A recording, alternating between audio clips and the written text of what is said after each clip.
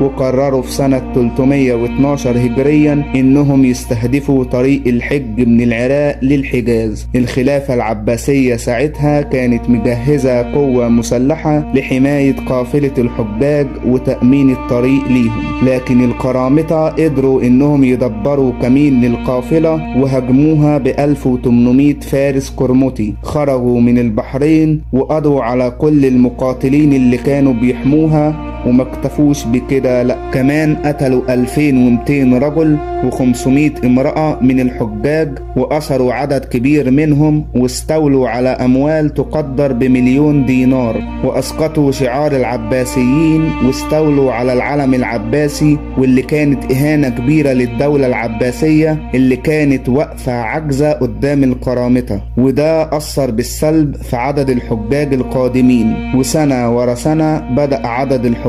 والمعتمرين